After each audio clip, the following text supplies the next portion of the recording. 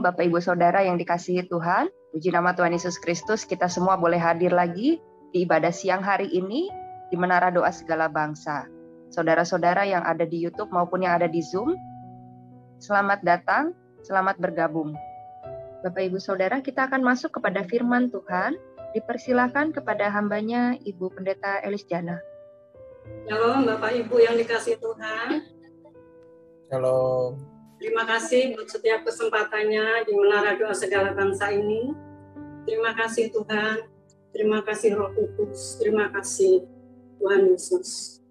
Hamba-Mu Tuhan, Hamba serahkan ke dalam tangan-Mu ya Tuhan. Kiranya Bapak Engkau sendiri yang bicara ya Tuhan. Engkau mengurapi lidah, bibir, pikiran dan hati hamba-Mu ini ya Tuhan. Engkau juga mengurapi Tuhan kedua telinga seluruh pasukan-Mu di Menara Doa Segala Bangsa ini ya Bapak. Baik yang ada di Zoom maupun yang ada di YouTube ya Tuhan. Tuhan terima kasih Tuhan, hamba serahkan hanya ke dalam tangan-Mu ya Bapak. Engkau yang menguasai seluruh atmosfer ya Tuhan. Engkau yang bertata, Engkau yang berkuasa, Engkau yang juga yang sanggup mengubahkan segalanya ya Tuhan. Sehingga setiap firman yang ditaburkan ini ya Tuhan, Engkau mampukan untuk memperbaharui setiap karakter seluruh pasukan-Mu ya Tuhan Yesus. Terima kasih Tuhan. Terima kasih. Segala puji syukur, hormat dan kemuliaan hanya bagi Engkau. Haleluya. Amin. Terima kasih. Terima kasih Pak Riko. Terima kasih Pak Hebron sudah kasih saya kesempatan. Saya itu sebenarnya biar kalau hari Senin itu kan biasa nggak bisa diganggu ya. Tapi kurang tahu, kurang mengerti ya begitu Pak Riko itu WA itu saya, gimana ya gitu. Sudah gitu Pak Riko bilang, Bu, temanya harus secepatnya ya. Aduh, gimana? Biasa kalau Pak Ben itu kan, saya tunggu ya Bu, ya saya doa dulu ya Pak ya. Gitu. Besok baru tahu gitu ya. Jadi begitu dadakan saya tanya Tuhan, Tuhan ini suruh secepatnya apa Tuhan yang harus saya bawakan ya Tuhan. Tuhan bilang gitu, kan banyak sekali, sering orang itu kan curhat sama kamu. Respon kamu seperti apa? Apa kebutuhan mereka? Gitu ya. Oh, mereka itu perlu pembelaan ya Tuhan. Mereka itu perlu pembelaan, perlu penghiburan, perlu dibenarkan gitu kan. Ya sudah itu bawakan. Terus apa? Apa Tuhan yang harus saya sampaikan itu firman-Nya yang di mana? Tuhan bilang kamu pelajari tentang Absalom, ya kan? Dia kamu pelajarin di situ. Ya, sudah kami pelajarin terus. Pak Riko, ini adalah sabotase jiwa ya. Saya juga nggak mudeng gitu ya, tapi Tuhan bilang, Tuhan ini di judulnya terus apa ini Tuhan? Kalau Tuhan suruh saya pelajari tentang itu sabotase jiwa, karena belakangan ini anak-anak Tuhan itu banyak yang disabotase jiwanya, banyak sekali ya rancangan-rancangan Tuhan itu yang gagal, dan mereka itu tidak pernah koreksi jiwanya, tapi mereka kebanyakan menyalahkan orang lain. Gitu.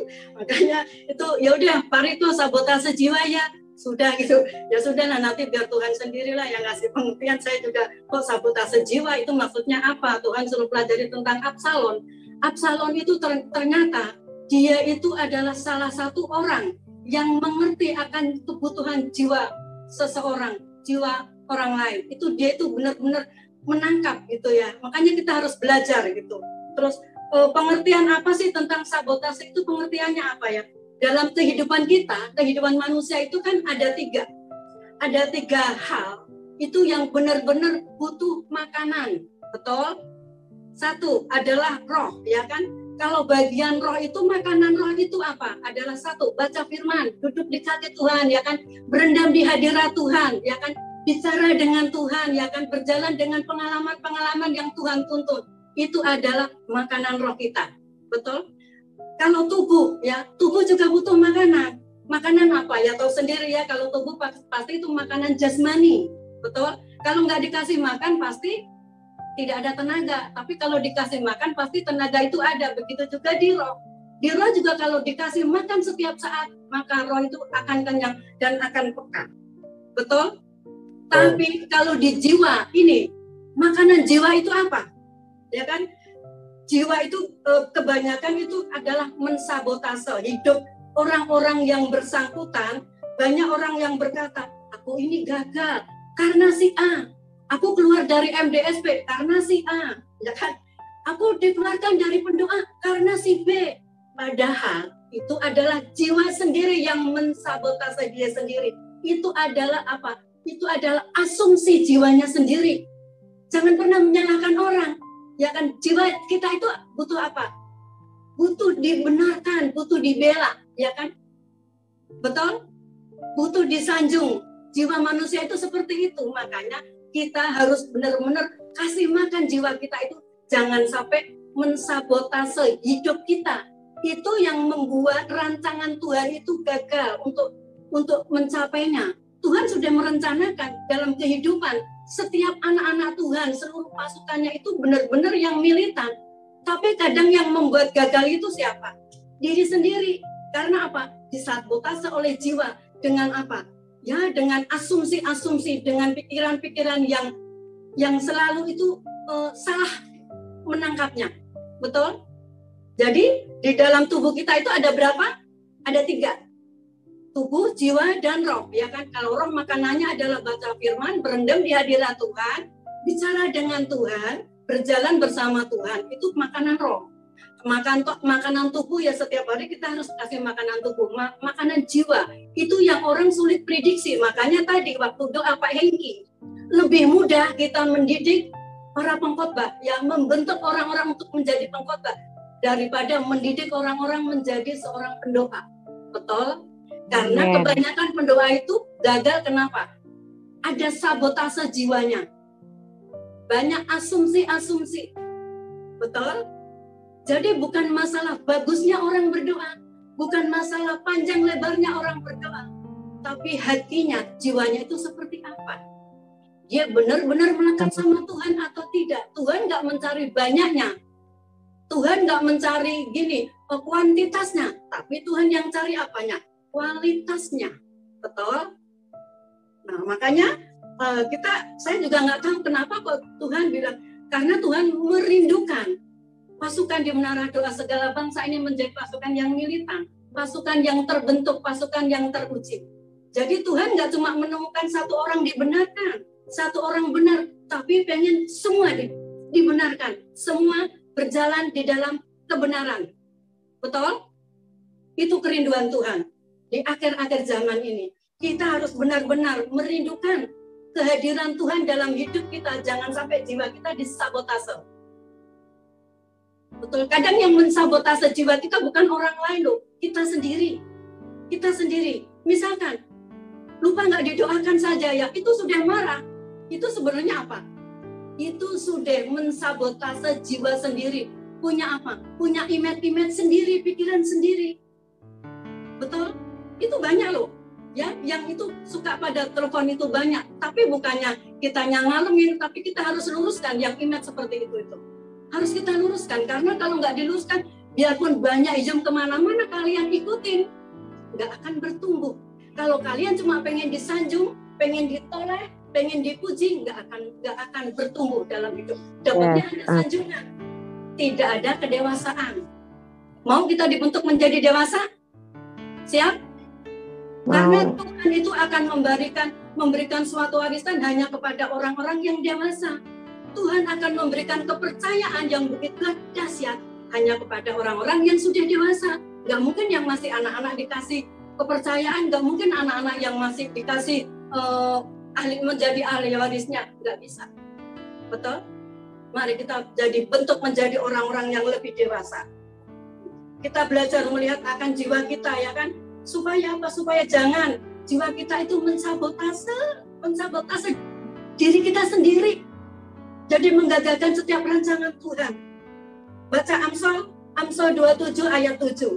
Amsal 27 ayat 7. Orang yang kenyang menginjak-injak madu, tetapi bagi orang yang lapar segala yang pahit dirasakan manis. Ya, nanti kita pelajari di 2 Samuel ayat 2 Samuel 7, 2 Samuel 15 ayat 1 sampai 12. Tolong Pak Riko. 2 Samuel 15 ayat 1 sampai 12. 2 Samuel 15 ayat 1 sampai 12. Absalom mengadakan persepakatan gelap.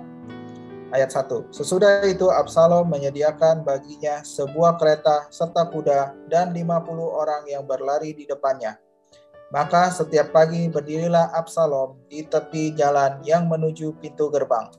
Setiap orang yang mempunyai perkara dan yang mau masuk menghadap raja untuk diadili perkaranya, orang itu dipanggil Absalom dan ditanyai, "Dari kota manakah engkau?"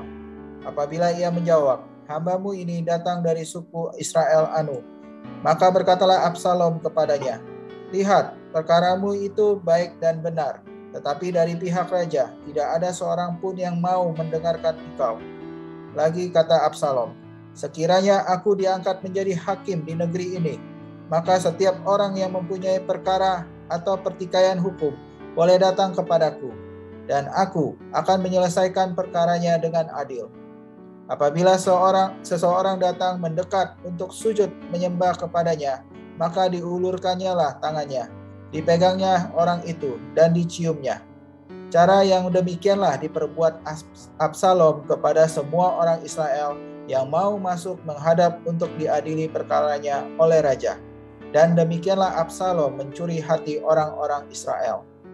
Sesudah lewat 4 tahun bertanyalah Absalom kepada raja, "Izinkanlah aku pergi, supaya di Hebron aku bayar nazarku yang telah kuikrarkan kepada Tuhan. Sebab hambamu ini, ketika masih tinggal di Gesur, di Aram, telah bernazar demikian, jika Tuhan sungguh-sungguh memulangkan aku ke Yerusalem, maka aku akan beribadah kepada Tuhan." Lalu berkatalah raja kepadanya, "Pergilah dengan selamat." Maka berkemaslah Absalom dan pergi ke Hebron. Dalam pada itu, Absalom telah mengirim utusan-utusan rahasia kepada segenap suku Israel dengan pesan, "Segera sesudah kamu mendengar bunyi sangkakala, berserulah, Absalom sudah menjadi raja di Hebron." Beserta Absalom turut pergi 200 orang dari Yerusalem, orang-orang undangan yang turut pergi tanpa curiga dan tanpa mengetahui apapun tentang perkara itu. Ketika Absalom hendak mempersembahkan korban, disuruhnya datang Ahitofel, orang Gilo itu, penasehat Daud, dari Gilo kotanya. Demikianlah persepakatan gelap itu menjadi kuat, dan makin banyaklah rakyat yang memihak Absalom. Amin. Terima kasih Pak Riko. Ya, di situ ya dalam Alkitab ada seorang, ya kan, seorang anak raja, yaitu siapa? Absalom. Yang dia mengerti akan kebutuhan seseorang, ya kan. Jadi dengan pengetahuannya dan pengertiannya, ya kan, dia pakai itu. Pakai apa? Dia pakai untuk memproklamirkan, untuk mengambil hati orang. Bahkan dia merekrut orang-orang begitu banyak untuk memproklamirkan bahwa dia itu adalah seorang raja. Padahal dia bukan siapa-siapa, betul? Dia hanyalah anak raja, tapi kan belum dinobatkan sebagai raja. Karena dia tahu jiwa seseorang nih Absalom ini. Jadi kita belajar dari dia. Jangan belajar tentang kejahatannya, tapi belajar hatinya dia itu begitu mengerti akan kebutuhan seseorang. Betul?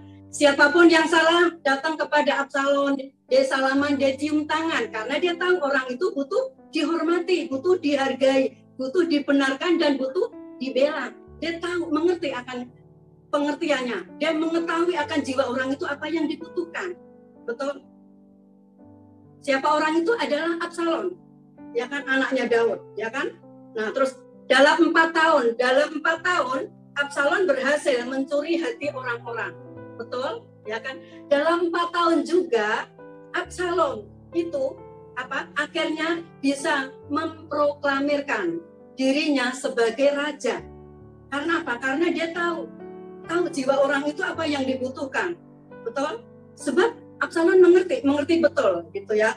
Terus bukankah banyak, ya kan, anak-anak Tuhan yang tidak mengenal di dalamnya, di jiwanya itu sendiri, sehingga suatu saat ketika iblis mencuri jiwa kita, mencuri hati kita, dia pun tidak sadar bahwa jiwa kita itu dicuri oleh iblis, bahwa hati setiap anak-anak Tuhan itu sudah dicuri oleh iblis. Itu nggak tahu. Dengan pembicaraan kita, dengan kita ngomongin, ada orang yang berhasil, terus kita ayo kita rame-rame gitu ya, kita jatuhkan dia, itu adalah sebenarnya itu adalah hati kita itu, hatinya, jiwanya itu sudah dicuri sama iblis. Betul? Bukan kan banyak kan anak-anak Tuhan yang seperti itu? Mari kita belajar untuk mengenali hati kita, untuk mengenali jiwa kita yang sebenarnya, ya kan? Apa sih kebutuhan jiwa kita selama ini? Ada yang tahu? Kebutuhan kita selama ini adalah ada 3 hal. Kebutuhan jiwa kita. 1, kebutuhan jiwa kita untuk dibenarkan, ya kan?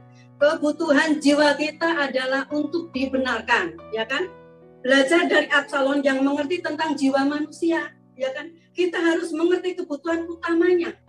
Kebutuhan utamanya, kehausan dan kelaparan jiwanya itu apa? Ya kan? Kehausan dan kelaparan untuk jiwa setiap kita, semua ya, semua manusia jiwanya itu pasti apa? 1, dia itu perlu dibenarkan. 2, dia perlu dipembelaan atau dibela. Betul? 3, dia itu perlu dilihat orang lain, perlu ditolak, perlu dipuji. Betul?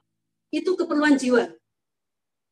Bukankah banyak anak-anak Tuhan yang seperti itu, yang tidak dipuji aja langsung ngambek, ya kan?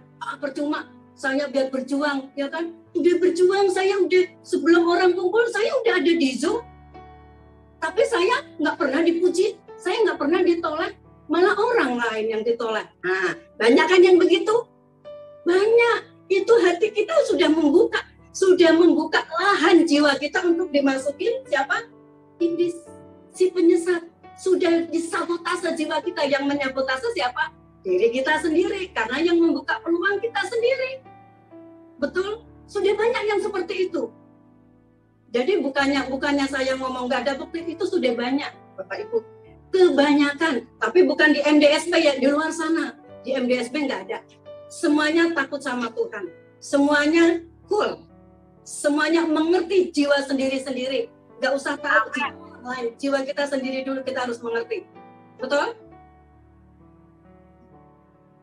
Kebutuhan jiwanya setiap kita berkata begini, aku ingin dibenarkan, ya kan? Aku ingin dibela, dan aku minimal aku ditoleh lah, dipuji lah. Itu jiwa kita semuanya, ya kan? Jiwa anak-anak kecil, kalau anak-anak kecil seperti itu, selalu pengennya dipuji, selalu pengennya dibela, biarpun salah tetap dibela, ya kan? Tapi bukan dinasehatin. Nanti kalau kita dinasehatin, kalau hambanya menasehatin, dibilang, pilih kasih. Betul? Seperti itu. Ada dinasehatin. Jangan pernah buka celah. Pilih kasih. Iya sih, dia orangnya lebih kaya sih, makanya dia dibela. Salah, Bapak Ibu. Kita jangan pernah punya image yang seperti itu. Ya. Kita harus kalau dinasehatin, kita itu bukannya hambanya itu tidak membela kita, tapi meluruskan. Supaya hidup kita itu tidak sia-sia, supaya kita jangan membuka peluang untuk iblis menduduki jiwa kita. Hati-hati Bapak Ibu ya, hati-hati. Orang yang tidak pernah mendapat atungan jempol, itu pun kadang mundur. Banyak seperti itu kan. Dulu gue merintis loh di situ, itu banyak loh yang begitu. Tapi sekarang sudah beda orang, begini-gini ya. Jangan pernah punya pikiran yang seperti itu. Kalau Anda punya pikiran seperti itu, Anda sudah membuka lahan buat si pensabotase. Mendukung hatimu disabotase, itu menghalangi setiap destinimu. Yang Tuhan sudah masukkan rantangan dalam hidupmu itu lebih tinggi, maka akan terus Anda akan berjalan di tempat. Tidak akan pernah bisa bergerak. Kita harus mengerti jiwa kita. Cepat, katakan, kalau ada sesuatu, katakan, hai jiwaku, biarkan Tuhan saja yang membenarkan hidupku. Biarkan Tuhan saja yang memujiku. Biarkan Tuhan saja yang menjadi pembela hidupku. Jangan pernah kita itu terlalu ngomongnya, jangan melo-melo terus. Kita sudah waktunya makanan keras. Amin. Jangan melo terus. Kalau melo terus, Anda tidak akan bisa bergerak. Anda susah untuk next level. Mungkin next level secara duniawi, tapi next level di dalam Tuhan itu sulit. Harus banyak yang dipangkas, banyak yang dipotong, bahkan banyak juga yang harus dibakar, dimurnikan, dihancurkan. Betul? Kalau Anda belum bisa untuk dihancurkan, belum bisa dipangkas, jangan harap Anda bisa next level. Sekalipun kenal Tuhan sudah sejak lahir. Jangan sampai yang terbelakang menjadi yang terdahulu, yang terdahulu menjadi yang terbelakang. Jangan sampai seperti itu, Bapak Ibu. Amin. Amin. Hidup kita itu maju bukan karena kritikan, bukan karena pujian, Bapak Ibu. Hidup kita itu maju karena approve yang dari Tuhan. Karena kita mengikuti jalannya Tuhan. Karena yang blessing dari Tuhan itu kita ikuti. Maka kita akan maju. Tapi kalau kita cuma butuh approve dari manusia, ya dapatnya begitu-begitu aja. Cepat naik, tapi akan cepat turun. Karena dia naiknya tidak melalui tangga. Step by step. Tidak melalui proses. Betul? Betul? Itu banyak dilakukan orang-orang dunia ini. Banyak dilakukan orang-orang di dunia ini. Saya sering, orang-orang datang untuk share, untuk curhat. Untuk dibela, untuk dibenarkan. Untuk diacungin jempol. Tapi bukannya seperti itu. Tapi saya malah nasihatin, saya gempur dia. Seorang penginjil itu tugasnya menggempur, Bapak Ibu. Beda, kalau seorang gembala itu adalah kenapa jari manis. Tadi pagi kan, makanya dibilang jari manis. Sekalipun pahit harus ditelan, tetap manis. Betul. Lemah lembut itu gembala, dan saya itu salut dengan gembala Menara Doa Segala Bangsa. Selalu lembut, ya gitu ya. Kalau saya menggempur, saudara. Jadi jangan pernah curhat sama saya. Kalau curhat sama saya akan digempur habis. Jangan ya, biar orang luar sana aja yang curhat sama saya. Karena kalau orang luar curhat itu lebih mudah digempur, lebih mudah diluruskan, tidak melo. Apalagi orang yang belum di dalam Tuhan. Banyak itu yang saya gempur. Tapi mereka bertobat bukan karena saya, tapi karena mereka berjumpa dengan Tuhan sendiri. Kenapa kita nggak bisa begitu?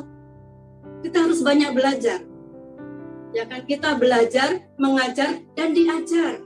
Jangan cuma belajar terus, tapi tidak bisa menjadi terang. Betul? Kita juga jangan mengajar terus, tapi tidak ada perbuatan. Jadi harus balance, harus seimbang. Mengajar harus ada perbuatan. Belajar juga harus melakukan, ya kan? Diajar harus mendengarkan. Masuk kuping, masuk dalam hati. Jangan masuk kuping kanan, keluar kuping kiri. No, dapatnya. Hanya capek hijau ngabisin kotak. Betul? Kita harus benar-benar meresap di hati kita. Apa sih pelajaran ini? Kita juga harus lihat konfirmasi di firman Tuhan. Betul? Kebanyakan orang yang khotbah siapa? Mereka bukan mencari Tuhannya, bukan mencari firman-Nya, bukan mencari solusinya, tapi mereka cari pendetanya. Kebanyakan seperti itu. Betul? Saya ngomong karena sudah banyak yang seperti yang khotbah siapa, yang khotbah siapa. Bahkan saya pernah diundang di gereja yang jemaatnya ada 400, ya kan? Begitu saya datang ke situ untuk kesaksian, itu melebihi 700 lebih. Ada yang duduk di bawah-bawah gitu. Hanya ngelihat namanya doang, Elisari Nurjana Hidayat. Oh, ini orang ini orang ini. Oh, itu anaknya si itu tuh. Begitu. Salah, jangan mencari saya. Jangan karena saya, tapi kalian harus datang mencari Tuhan.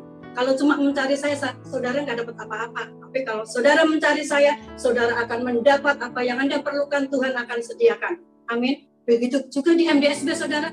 Jangan pernah lihat yang khotbah siapa. Jangan. Kita harus sungguh-sungguh siapapun yang khotbah, mereka adalah diutus sama Tuhan untuk membentuk pasukan Menara Doa Segala Bangsa menjadi pasukan yang militan, menjadi pasukan yang punya integritas, punya loyalitas. Betul? Jangan punya integritas tapi nggak ada tanggung jawabnya. Orang punya integritas itu dilihat dari tanggung jawabnya. Betul? Amin? Dan punya loyalitas, jangan hitung-hitungan. Jangan hitung-hitungan. Betul? Jangan hitung-hitungan, maksudnya gini, itu kan tugas si A. Ngapain aku itu kan tugas si B. Jangan seperti itu. Tugas siapapun, kita harus punya loyalitas. Itu adalah milik kita. Itu adalah tugas yang dari Tuhan, itu adalah pekerjaan Tuhan. Kita harus bisa membedakan antara melayani pekerjaan Tuhan dengan melayani Tuhan. Betul? Kalau kita doa, kita nyembah, itu kita melayani Tuhan. Betul? Tapi kalau kita mimpin jadi WL, kita doa, ya kan, doa syafaat, itu melayani pekerjaan Tuhan. Betul? Kita nyembah, kita duduk di kaki Tuhan. Tuhan itu butuh pujian dan penyembahan. Tuhan itu butuh orang-orang, gitu. Menciptakan manusia itu untuk apa? Untuk menyembah Tuhan. Betul? Betul? Nah, terus yang kedua kebutuhan apa aja? Kebutuhan jiwa itu untuk apa? Untuk dianggap sejajar. Betul? Kadang orang begini, Dengan kata lain, dia tak pernah suka dianggap lebih rendah daripada orang lain. Ini masalah terus terang ya, kepangkatan seseorang berbeda-beda, talenta seseorang itu berbeda-beda. Jadi tidak bisa langsung disamakan, tapi kebanyakan anak-anak Tuhan itu pengennya sama. Betul? Tidak mau dibilang lebih rendah, tidak mau. Jadi gini, oh WBL mah lebih tinggi daripada Asyar. Saya pendoa, oh saya lebih dekat sama Tuhan, ya kan? Daripada orang misi, lebih dekatan pendoa. Padahal pendoa juga misi. Misi itu juga harus berdoa, betul? Kalau orang misi nggak berdoa, jangan jadi misi. Orang misi nggak bergaul intim sama Tuhan, jangan ikut misi, betul? Orang butuh sejajar, dia tidak mau direndahkan. Yang seperti apa? Talenta setiap orang-orang itu kan berbeda-beda. Betul Bapak Ibu? Itu berbeda-beda. Jadi tidak bisa disamakan ya kan dengan orang lain ya kan. Kebutuhan ingin dianggap setara. Ingin dianggap setara gimana sih? Ya, dia tidak ingin dianggap lebih rendah, itu tidak ingin daripada yang lain. Itulah misalnya gini. Dia harus sejajar seperti gini. Di 5 jawatan aja ya, 5 jawatan. Mungkin ada yang bilang penggembala lebih tinggi daripada penginjil, ya. Nabi lebih tinggi daripada Rasul. Suka ada yang begitu. Itu salah. Mereka panggilannya berbeda-beda. Jadi tidak ada yang tinggi, tidak ada yang rendah, ya kan? Tapi mereka sejajar. Kenapa? Dibilang kalau penginjil itu selalu yang paling tinggi. Karena dia adalah berurusan dengan jiwa-jiwa. Dia di lapangan. Betul? Dia yang membawa jiwa-jiwa. Itu yang harus kerja keras. Kenapa? Nabi selalu dengan telunjuk. Karena dia selalu apa? Kita harus mengerti, ya kan? 5 jawatan itu kita harus mengerti. Antara ini harus mengerti, ya kan? Mungkin nanti suatu saat diajarkan, ya kan, tentang 5 jawatan, 5 jari ini. Nanti diajarkan, ya kan? Nanti, next-nya, ya kan? Kebutuhan dianggap setara, ya. Tuhan itu mengajar kita di dalam firman Tuhan adalah menangislah bersama orang yang menangis, tertawalah dengan orang yang tertawa. Betul? Di firman Tuhan ada yang seperti itu sejajar. Tapi kebanyakan kita itu menertawakan orang yang sedang menangis. Betul? Kebanyakan seperti itu. Menertawakan bagi orang yang menangis. Bukannya kita menangis sama orang yang menangis. Maksudnya bukannya menangis sama orang menangis, so kita ikut-ikutan menangis. Bukan seperti itu. Kalau kita ada teman-teman kita yang sedang kesedihan, kenapa kita nggak hibur? Betul? Tapi kebanyakan ditertawakan. Betul? Ditertawakan. Begitu juga kadang orang yang sedang sukacita, tapi ada yang sebaliknya dia sedih. Kenapa sih dia sukacita terus? Dia rumah tangganya bahagia banget ya. Aduh, kok rumah tanggaku seperti ini ya. Bawa sedih, melo. Padahal kalau tetangganya, temennya, rumah tangganya sukacita, kita juga harus sukacita. Aduh, puji Tuhan ya, keluargamu itu betul-betul harmonis ya. Saya juga ikut senang. Seharusnya kan seperti itu, betul? Tapi kebanyakan kan sebaliknya, nggak memahami apa di dalam firman Tuhan. Menangislah bersama orang yang menangis, tertawalah bersama orang yang tertawa. Tapi kadang itu nggak paham, betul? Selama ini belum paham, gitu.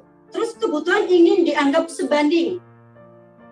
Kebutuhan ingin dianggap sebanding itu kebutuhannya seperti apa sih? Kok pengen yang sebanding, ya kan? Untuk berkata aku sebanding dengan dia, ya kan? Misalnya ya, teman kita di dalam tugas untuk melakukan pekerjaan Tuhan, ya kan? Di sini nih ya, di Menara Doa Segala Bangsa, kita nggak bawa di gereja-gereja lain ya. Misalnya ada teman kita yang benar-benar aktif, selalu kirim itu buat rondan-rondan, pengkhotbah gitu ya. Nanti ada yang ngomong, kenapa dia kirim-kirim begitu? Itu kan bekas tugas dia, itu tugas A, tugas B, dia nggak boleh gitu. Janganlah begitu. Ya kan? Berarti beliau adalah orang-orang yang benar-benar mengerti hati. Benar-benar mereka punya loyalitas. Jadi kita harusnya terima kasih, ya kan? Jangan malah diserang. Dia nggak sebanding dengan saya. Dengan serangan itu makanya kita sebanding loh, sama gue sama loh. Kan kebanyakan begitu. Akhirnya kan temennya yang tadinya aktif jadikan mundur. Ya, karena dikritik terus, ya kan? Karena disabotase terus rame-rame, akhirnya mundur. Setelah mundur, lu mundur kan? Sama, gue sama lu nggak beda jauh, sebanding. Jangan sampai kejadian itu ada terjadi di sini. Saya yakin di sini semuanya sudah orang-orang dewasa, orang-orang yang mau dibentuk. Jadi kita harus punya hati yang mengasihi Tuhan dengan sungguh-sungguh. Amin. Amin, Bapak Ibu. Yang ketiga, kebutuhan jiwa adalah untuk dianggap penting. Bukankah banyak anak-anak Tuhan itu yang selalu ingin dianggap penting, ya kan? Misalnya gini ya, ketika ada orang yang melakukan, kita itu memberikan kehormatan, ya kan? Karena di sini Absalom juga bilang begitu, setiap orang datang salaman cium tangan, berarti dia sejajar, dia orang penting. Kalau nggak orang penting nggak mungkin, ya kan? Orang salaman terus cium tangan, silakan, gitu, ya kan? Mereka dianggap orang penting, ya kan?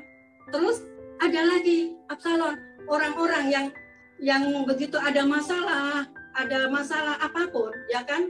Mereka datang ke Absalom, oh ya, nanti saya bela, nanti saya benarkan. Oh berarti silakan duduk di situ, ya udah, berarti dianggapnya orang penting. Padahal sebenarnya dia bukan siapa-siapa, betul? Dia raja juga bukan, hakim juga bukan, jaksa juga bukan. Tapi karena dia seperti itu, makanya orang menganggap orang penting. Begitu juga di dalam kehidupan kita, di dalam pelayanan kita, di dalam keluarga kita, rumah tangga kita. Bukankah suami istri selalu banyak yang bertentangan karena nggak dianggap, dipikir nggak dianggap. Selama ini saya di rumah gini-gini, saya nggak dianggap ya. Biarkan kita nggak dianggap, suami kita nggak menganggap kita, perjuangan kita. Tapi Tuhan yang akan memberikan approve kepada kita. Betul? Tuhan yang akan memberikan jaminan. Tuhan yang akan memberikan kita itu suatu kehormatan. Betul? Tuhan yang menganggap kita itu orang penting. Para ibu-ibu itu kebanyakan. Ibu-ibu jangan terlalu melo. Kalau suami ibu-ibu ya, misalnya suaminya agak-agak bagaimana gitu ya, jangan langsung melo, jangan langsung bilang, saya tuh di sumber rumah sudah nggak ada harganya, sudah nggak dihargai. Jangan pernah bilang begitu. Kita harus duduk di kaki Tuhan, ya kan? Jangan sampai jiwa kita itu dijadikan lahan sama iblis. Akhirnya apa? Terjadi pertentangan. Betul? Betul? Dianggap orang penting. Kalau kita, misalnya, Bapak itu selama ini ya, kalau kita ada hubungan dengan atasan kita, itu berarti kita mencari relasi. Betul? Jangan pernah kita hubungan dengan atasan kita menjadi penjilat. Jangan sampai seperti itu, tapi menjadi relasi. Kalau kita ada hubungan kita dengan yang di bawah, berarti kita itu menjadi orang penting bagi orang-orang yang ada di bawah. Tapi jangan kita punya pikiran, oh saya orang penting di situ loh, karena mereka akan tunduk sama aku. Jangan pernah punya pikiran itu. Tapi kita itu berarti kita itu sebagai sahabat mereka. Jangan menganggap diri kita itu orang penting buat mereka. Dan kita juga jangan minder kalau kita berhubungan dengan orang yang ada di atas kita, karena kita setidak-tidaknya butuh koneksi. Saudara, saya berhubungan dengan DPR ya, DPRD yang di Tangkot, di Tangsel, kami berhubungan dekat sama beliau-beliau ya kan. Bukan berarti saya menjadi penjilat buat beliau, tidak, karena kita apa? Punya buat koneksi buat apa? Karena kami adalah seorang penginjil. Ya kan, setiap wilayah-wilayah itu akan mudah untuk dimasuki. Kami punya hubungan, relasi dengan camat, ya kan, dengan yayasan-yayasan sekolah. Kenapa? Bukan saya penjilat, tapi karena saya banyak anak-anak asuh, orang-orang yang tidak mampu sekolah itu. Nah itu perlu saya sekolahkan di situ. Supaya apa? Mereka terbuka hatinya, mereka mengerti. Jangan menindas kita, jangan menindas orang-orang susah. Betul? Supaya mereka juga memikirkan masa depan orang lain. Karena apa? Karena kalau kita hanya memikirkan masa depan keluarga kita sendiri, bagaimana dengan orang lain itu? Betul? Amin. Jadi jangan pernah kita punya image begini. Aku harus menjadi orang yang penting. Jangan pernah gitu. Biarkan orang yang berkepentingan itu datang kepada kita, bukannya kita menjadi orang penting. Orang yang berkepentingan datang kepada kita. Amin. Kita harus benar-benar jiwa kita harus dimengerti. Amin. harus dimengerti kebutuhan jiwa kita itu apa. Dan itu bisa mensabotase rencana Tuhan di dalam kehidupan kita. Saya berdoa kita itu memahami semua, ya kan? Semua, dan jiwa kita mengerti apa yang dibutuhkan untuk jiwa kita ini. Apa sih? Tanya jiwa kita, maunya apa? Tanya.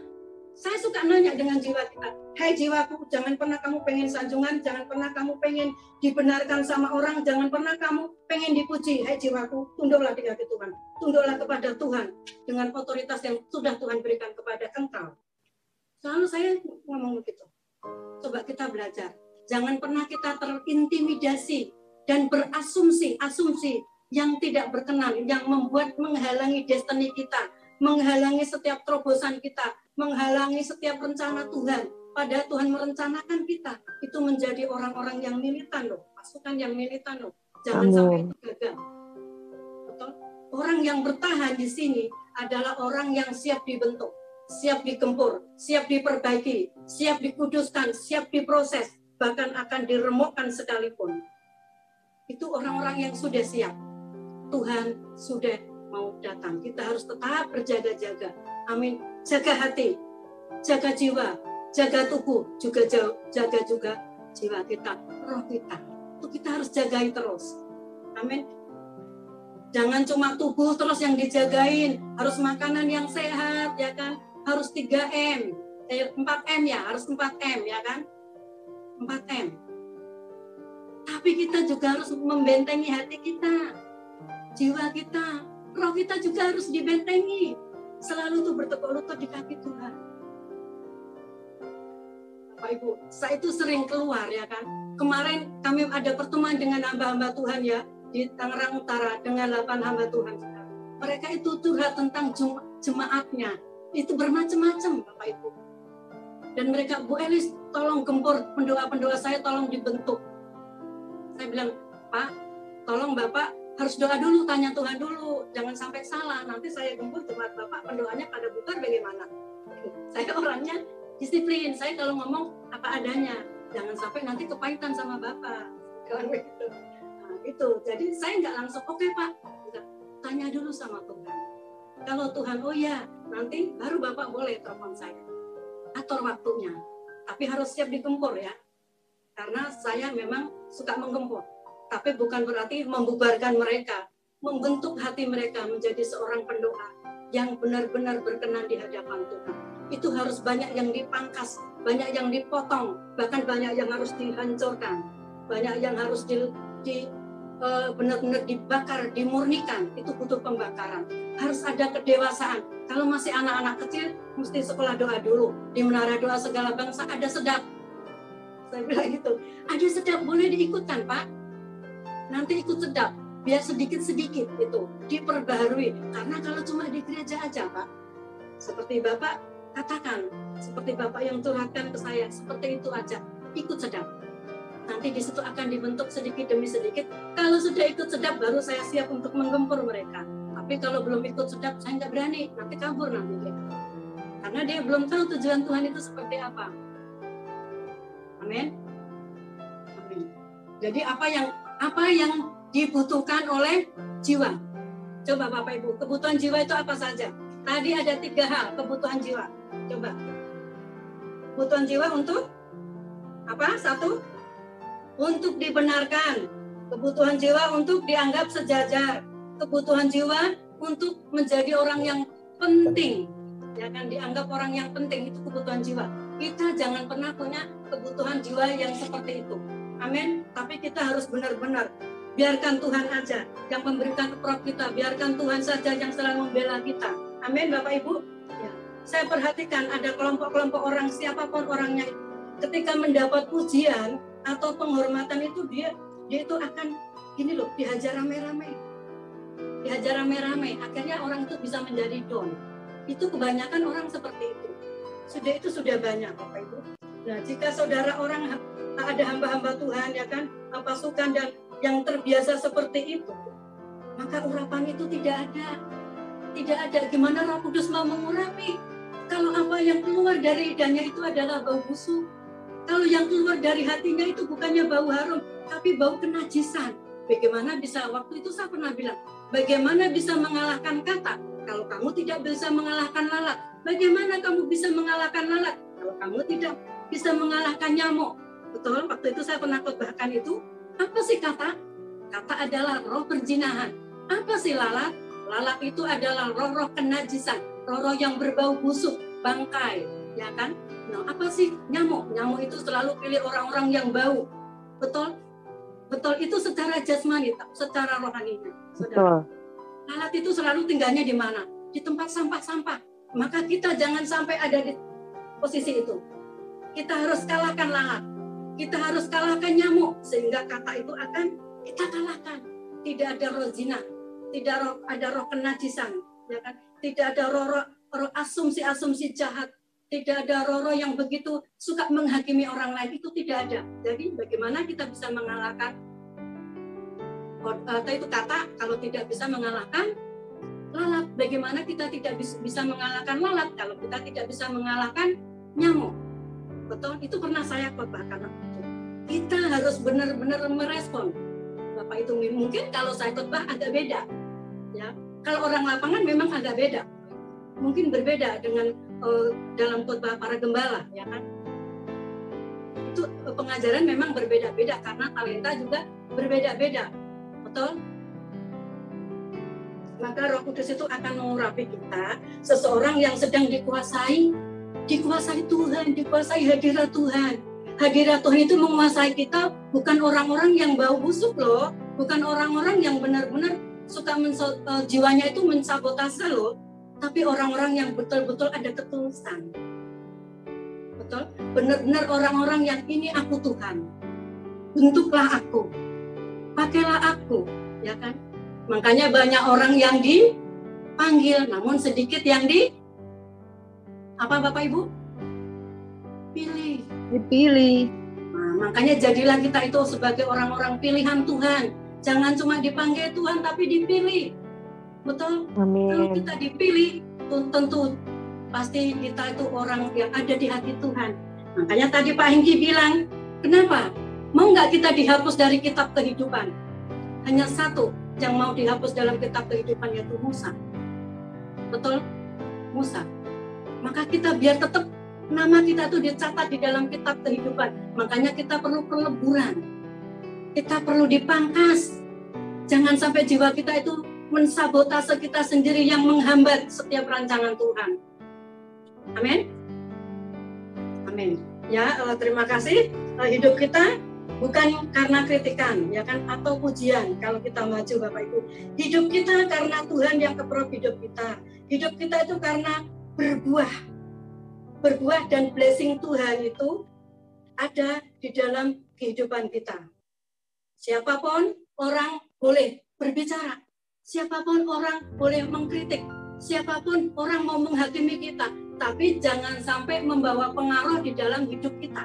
Jangan sampai membawa pengaruh di dalam jiwa kita.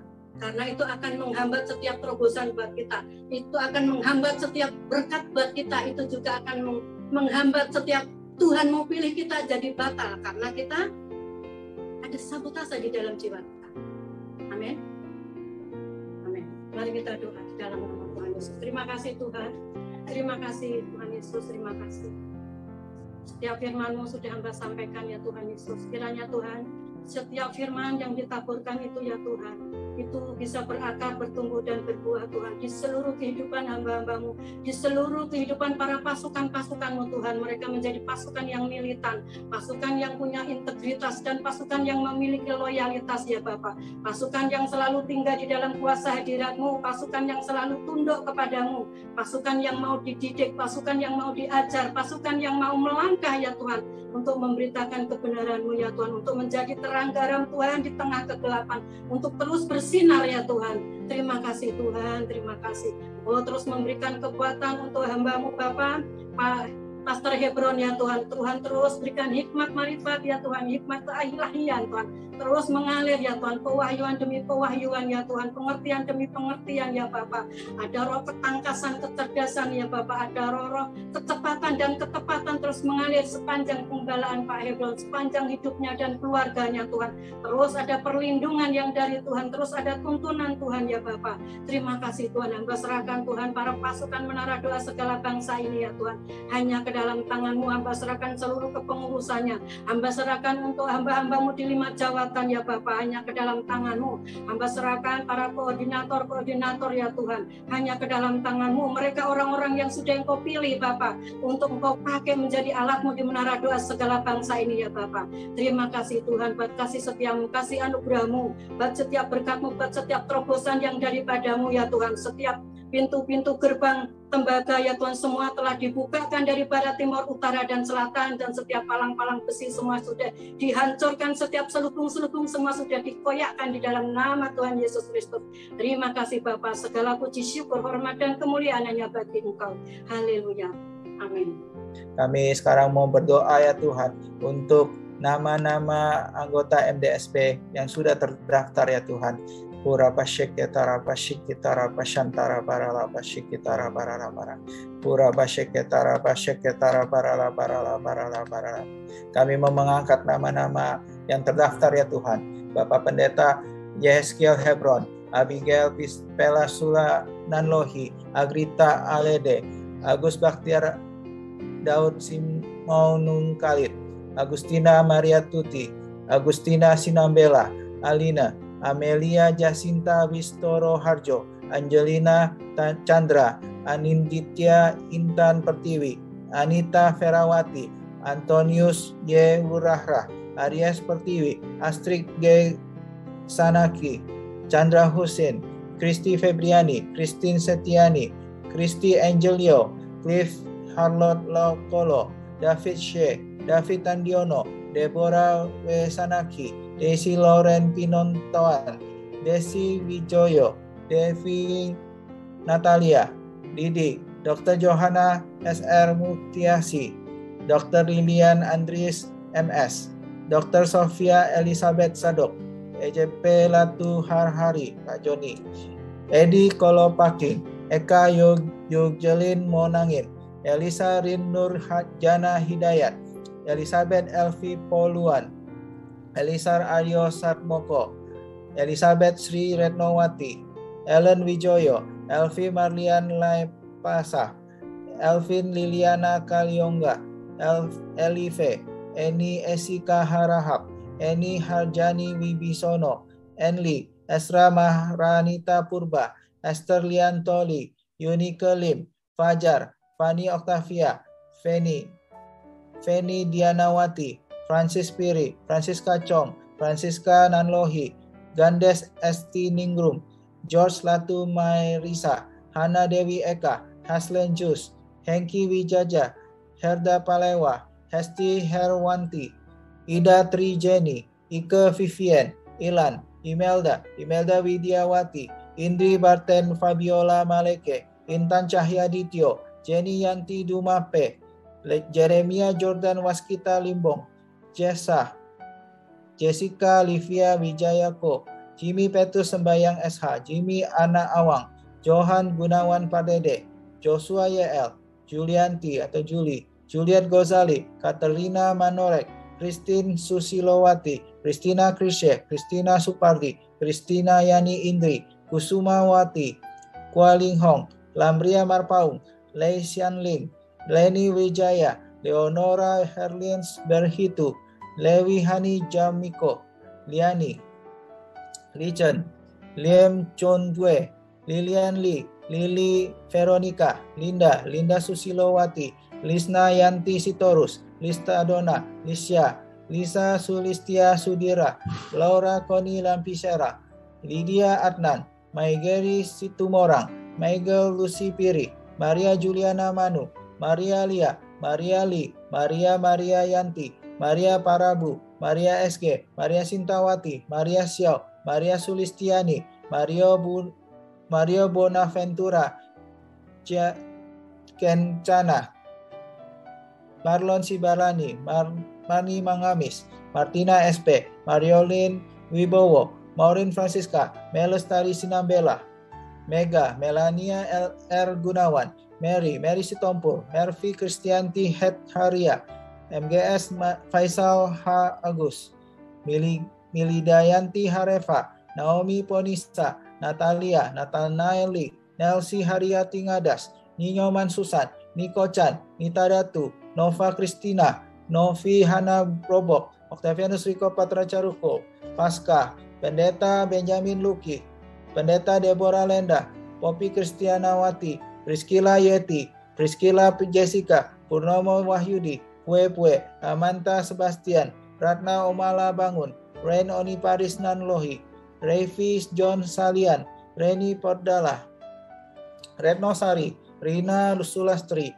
Rina Tiorna Pakpahan, Rita Sitinjak, Rita Winarni, Robi Alexander, Robert Liwang, Rosley, Ruth Yuliasi, Ruth Yuyaita, Samuel Aditya, Sani Inggitiawati, Santi Uli, Satriani Tasik, Saudi Gary Morris, Shirley Wijaja, Shirley Yohana, Sylvia Triwahyuni Tirtilolobi, Sylvie Setiawanci, Sofia Effendi, Sri Utami, Stefani Syok Huan, Stella Prasetya, Stevi Weni Engka, Suhartika Eva, Suprihatin, Susana Rani, Sustri Indriayati, Silviana Sandiha, Tabita Melta Sitorus, Theophilus Mangi, Tai Mukhin, Teresia, Tiarma Silain, Chan Siufen, Cui Kim, Triani Stella Setiawan, Valencia Rossi Gulik, Vera Novemi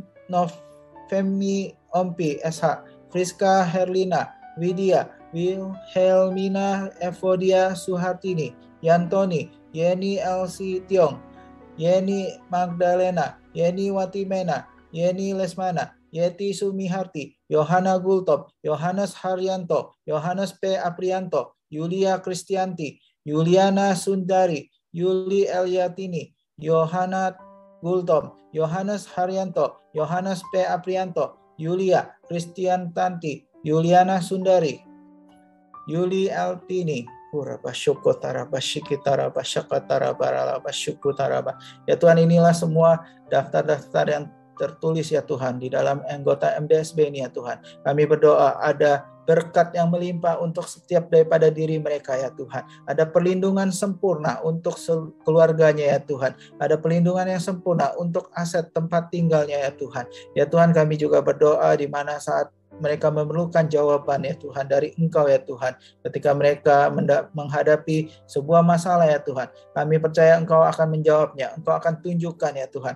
Akan ada ide-ide baru yang Engkau berikan ya Tuhan. Hikmat yang Engkau berikan kepada mereka, setiap daripada mereka ya Tuhan. Sehingga mereka bisa melaksanakannya ya Tuhan. Kami juga berdoa agar iman mereka bisa tetap bertumbuh selama di dalam MDSB ini ya Bapa. Setiap firman yang mereka terima akan masuk ke dalam hati mereka, tumbuh, berakar kuat, dan menghasilkan buah-buah roh ya Tuhan. Mereka akan menjadi diperlengkapi ya Tuhan. Karunia-karunia akan diberikan ya Tuhan. Mereka akan semakin militan untuk Engkau ya Tuhan. Mereka mau menjadi pasukan-pasukan-Mu ya Tuhan. Mereka mau mengerjakan ladang-Mu ya Tuhan. Mereka mau melaksanakan amanat agung-Mu ya Tuhan. Dan mereka mau juga ya Tuhan, semua itu mereka kerjakan untuk kemuliaan-Mu, untuk kerajaan-Mu ya Tuhan. Dan kami percaya Tuhan, MDSB yang telah Engkau kirimkan orang-orangnya ya Tuhan ke dalam MDSB ya Bapa, akan menjalankan sesuai visi misi-Mu yang dalam MDSB ini ya Tuhan. Terima kasih Tuhan. Kami serahkan semua nama-nama tersebut ke dalam tangan-Mu ya Tuhan. Kami juga mau berdoa untuk setiap usaha-usaha yang sudah didaftarkan di dalam MDSB ya Tuhan. Inilah nama-nama usaha tersebut Tuhan. PD Wijaya Konveksi, Jimmy Sembayang and Partners, Diva 13 Store, CV Tandi Utama Perkasa, Harvest Bakery dan Mi Bento, Eagles Way Enterprise, Batik Sinar Jaya, Warkop Bang Monang, Homemade Ikan Tausi Borneo, Esperman Karet 88, Binary Traders dan Art Studio, Lisa Table, CV Eklesia Mulia Jaya, Peternakan Gloria, LG Ray, Nelsi Cell, Angkutan Kota, Toko Indonesia UK, Filian Shop 95, Penjahit Abun, Delabert Cakes, Toko Berlin, Mana Kosher, Xavier Max Darmo Permai, Pempek Glenny, Riyadi Motor dan Tunas Harapan, Diko Production, Potato, Pink Box, Pemanik, Kursus Menjahit Fabulosa, LPK Putri Pertiwi, Kukasih Murah, Niki Murah, Murah Store, Pink Christie, Warung Baby, CV Dinamika Agribisnis Borneo, Podomoro Helm Pontianak Kalbar, Sitinjak Property, Innofinix, Pristine Mode Atelier and Store Marriage Services, PT Buana Jaya Media Tama, Fancy Cake, Joy Interior Studio, Chandra Plat, Toko Catherine Fashion Anak, Tiga Karya, PT Anugerah Avios, Almond The Kitchen,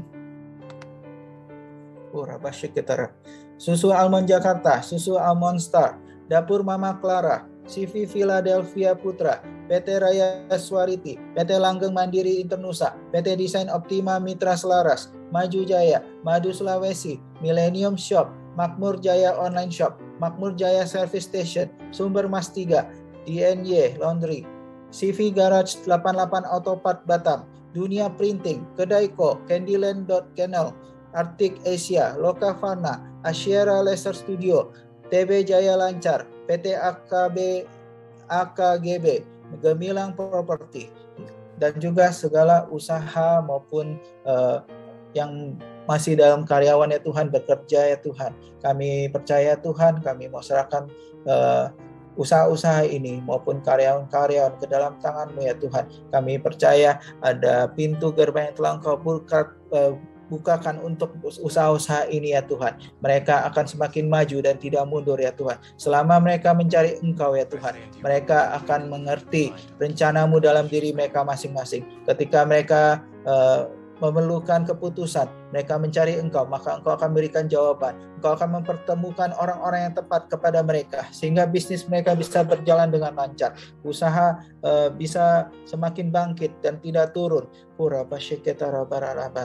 Engkau memperluas ya Tuhan usahanya ya Tuhan. Ada perlindungan yang sempurna untuk tempat kantor mereka, perkebunan mereka, pabrik mereka, segala aset-asetnya Tuhan, mesinnya Tuhan yang dipakai untuk produksi, ada perlindungan sempurna dari Engkau sehingga dijauhkan dari kebakaran, dari penipuan. Mereka juga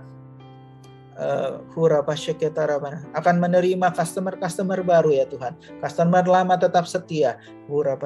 Pembayaran tidak terlambat tetapi tepat waktu ya Tuhan.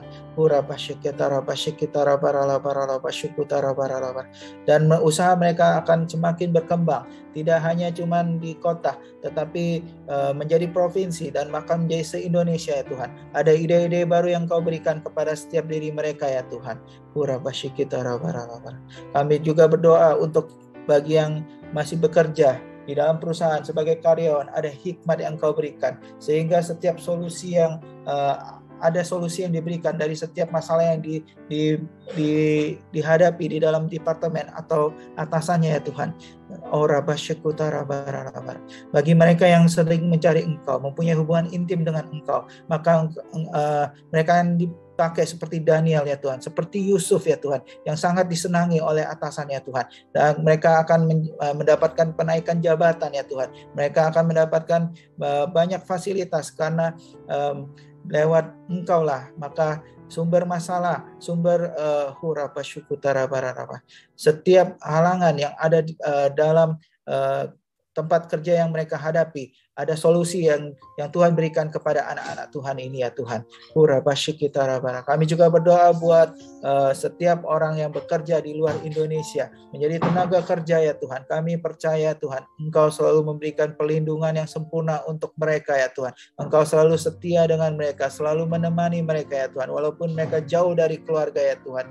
Ketika mereka sendirian, mereka merasa rindu akan rumah, tetapi Engkau hadir. Engkau yang memberikan mereka kelegaan, Engkau yang memberikan mereka kepastian. Masa depan mereka penuh dengan harapan ya Tuhan, karena itulah rencana-Mu ya Tuhan. Dan kami percaya Tuhan, Engkau akan memakai mereka lebih lagi ya Tuhan. Hubungan dengan keluarga mereka akan semakin erat, suami dengan istri, orang tua dengan anak. Anak-anak akan mengerti mengapa orang tuanya harus jauh dari rumah untuk bekerja ya Tuhan.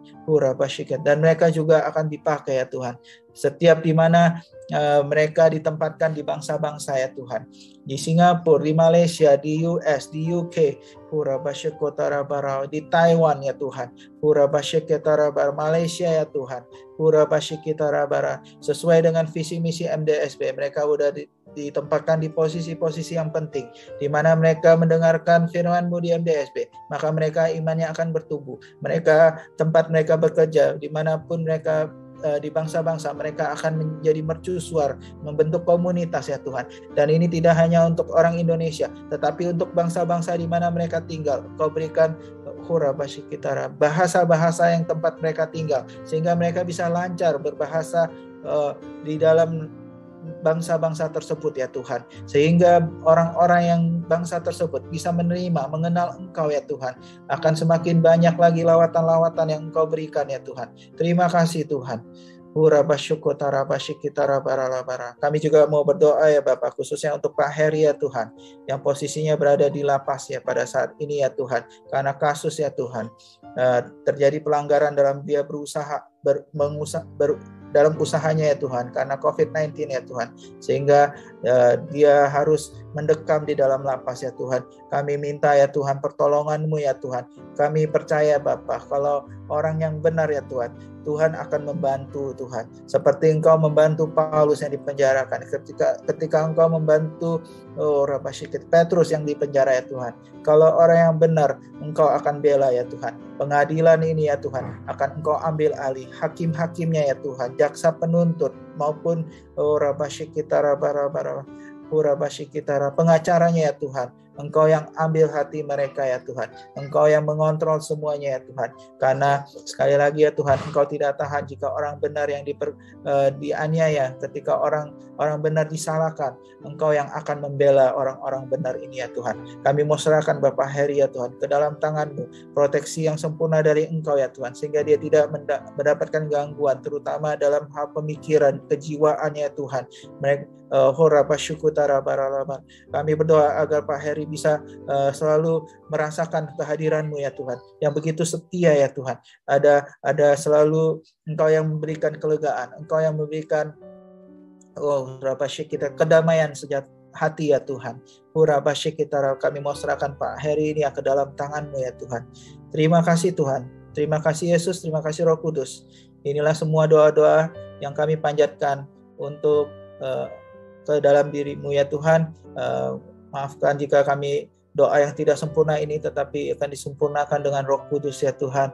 Terima kasih Tuhan. Kami serahkan semua ini Bapa ke dalam tangan-Mu. Dalam nama Tuhan Yesus Kristus kami berdoa. Amin.